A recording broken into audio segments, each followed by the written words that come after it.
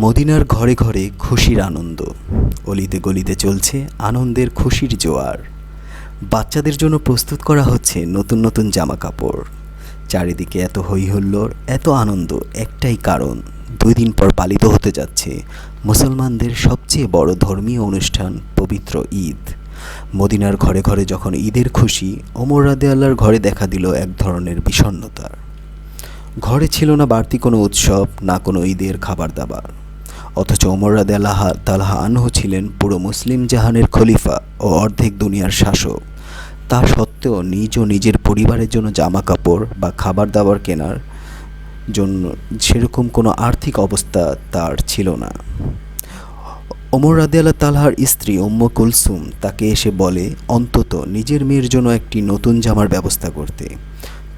তখন ওমর রাদিয়াল্লাহু তাআলা আনহু নিজের খলিফার অপারগতা এবং বলেন, তুমি জানো আমার নতুন কাপড় কেনার সামর্থ্য নেই। বাইতুল্লাহ মাল থেকে যতটুকু ভাতা পাই তা দিয়ে সংসার চলতে আমার হিমশিম খেয়ে যায়। এখন উম্মে কুলসুম বললেন, পরের মাসের বেতন থেকে কিছু টাকা অগ্রিম নিয়ে অন্তত নিজের মেয়ের জন্য একটি জামা কাপড় কিনে দিন। তখন ওমর রাদিয়াল্লাহু তাআলা আনহু মহানবী সাল্লাল্লাহু আলাইহি সাল্লামের আরেক প্রিয় সাহাবী আবু ওবায়দা রাদিয়াল্লাহু তাআলা আনহুর কাছে চিঠি পাঠালেন। আবু ওবায়দা রাদিয়াল্লাহু তাআলা আনহু ছিল বাইতুল মাল রাষ্ট্রীয় কোষাগারের দেখাশোনা করতেন। ওমর রাদিয়াল্লাহু তাআলা আনহুর এমন হৃদয় বিদারক চিঠি পেয়ে আবু ওবায়দা রাদিয়াল্লাহু তাআলা আনহু নিজের চোখের পানি ধরে রাখতে পারলেন না। তিনি অগ্রিম বেতন না দিয়ে তিনি ওমর রাদিয়াল্লাহু তাআলা আনহুর জন্য বিপরীতে আরেকটি চিঠি পাঠালেন। চিঠিতে লেখা ছিল,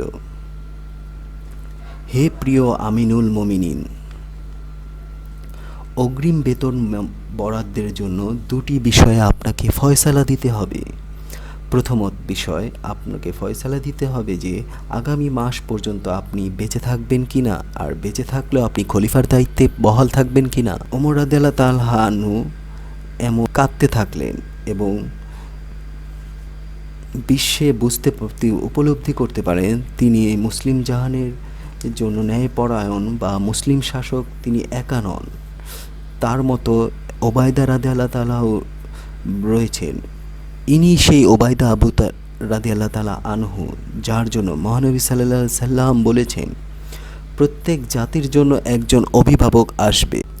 ওমর রাদিয়াল্লাহু তাআলা আনহু তখন 2 হাত তুলে আবু ওবায়দা রাদিয়াল্লাহু আনহুর জন্য দোয়া করলেন, বললেন, হে আল্লাহ, আবু ওবায়দা রাদিয়াল্লাহু আনহু তার হায়াত দীর্ঘায়িত করুন। আর মুসলিমের খলিফা সত্য, কিন্তু আমি তো রাষ্ট্রীয় সম্পদের মালিক নই, সকল সম্পদের মালিক সাধারণ নাগরিক। শিশুটি তার বাবার অপারগতা মেনে নিলেন এবং নতুন জামা পাবার আশা পরিহার করল।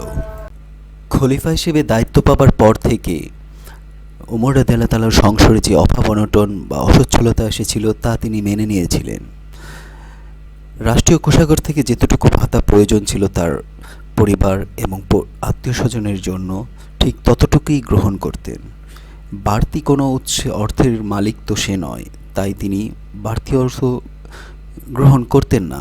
একবার হযরত আলী রাদিয়াল্লাহু তাআলা আনহু, হযরত উসমান রাদিয়াল্লাহু তাআলা আনহু ও তালহা রাদিয়াল্লাহু তাআলা পরামর্শ করলেন, ওমর রাদিয়াল্লাহু তাআলা আনহুর মাশওয়ারা খলিফা হিসেবে যথেষ্ট নয়, কিছু বাড়িয়ে দেওয়া উচিত। কিন্তু তাদের 3 জনের একজনও খলিফার কাছে তা পেশ করতে পারবেন না, কারণ তাদের সাহস হচ্ছিল না। অবশেষে রাসূল সাল্লাল্লাহু আলাইহি সাল্লামের স্ত্রী এবং ওমর রাদিয়াল্লাহু তাআলা আনহুর কন্যা হাফসা রাদিয়াল্লাহু তাআলা আনহু এই প্রস্তাব পেশ করলেন। এই প্রস্তাব পেশ করার পর ওমর রাদিয়াল্লাহু তাআলা আনহু খুবই রেগে গেলেন এবং বললেন, তোমার জায়গায় যদি অন্য কেউ হতো, তার যদি নাম জানতে পারতাম, তার দেহ থেকে মাথা আমি আলাদা করে দিতাম। তুমি তো রবি রাসূলের সাথে থাকো, তুমি জানো না তিনি কিভাবে জীবন যাপন করেন এবং তার থেকে কি আমি আর্থিকভাবে সচ্ছল নই? তাহলে তুমি কিভাবে এই প্রস্তাব আমাকে দিতে পারলে? রাষ্ট্রীয় কোষাগার থেকে আমার যতটুকু প্রয়োজন জীবনযাপন করার জন্য ঠিক ততটুকুই আমি গ্রহণ করি, এর বেশি তো আমি মালিক নই বা আমি ভাতা বেশি নিতে পারি না। আমার জীবনযাপনের জন্য আল্লাহ পাক যা দিয়েছেন তাতেই আমি যথেষ্ট খুশি আছি, তাই আমাকে ভবিষ্যতে এরকম পরামর্শ দিতে এসো না। এরকম আরও নতুন নতুন ভিডিও পাইতে হলে আমাদের চ্যানেলটিকে সাবস্ক্রাইব করে পাশে থাকবেন। আপনাদের জন্যই আমরা এরকম ভিডিও তৈরি করে থাকি। অবশ্যই সাবস্ক্রাইব করে এবং বেল বাটনটি প্রেস করবেন, তাহলে আমরা ভবিষ্যতে আরও সুন্দর সুন্দর কন্টেন্ট আপনাদের জন্য প্রস্তুত করতে পারবো। ধন্যবাদ সবাইকে।